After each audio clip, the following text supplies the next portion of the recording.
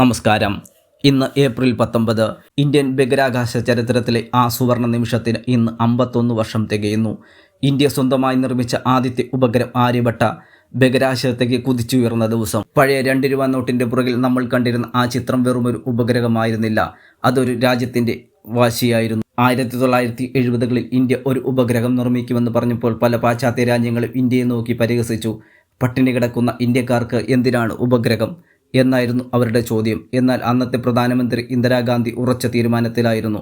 ശാസ്ത്ര പുരോഗതിയിലൂടെ മാത്രമേ ഇന്ത്യക്ക് മുന്നേറാൻ കഴിയൂ എന്നവർ വിശ്വസിച്ചു.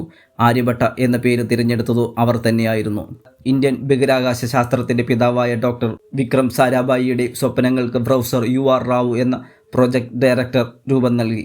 വെറും 25 പേരടങ്ങുന്ന ഒരു ചെറിയ സംഘം ശാസ്ത്രജ്ഞന്മാർ ബാംഗ്ലൂരുവിലെ പീനിയയിലുള്ള ഒരു പഴയ ടിൻ ഷെഡിനുള്ളിലാണ് ആര്യഭട്ടയെ കെട്ടിപ്പടുത്തത്. ഇതിൻ്റെ ആകെ ചെലവ് വെറും 3 കോടി രൂപ മാത്രം.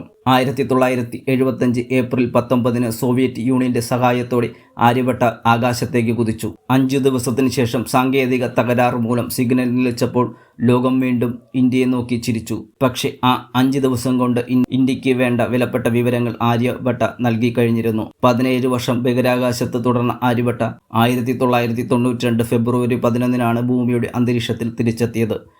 അന്ന് ഇന്ത്യയെ നോക്കി ചിരിച്ച ലോകരാജ്യങ്ങൾ ഇന്ന് അത്ഭുതപ്പെടുകയാണ്.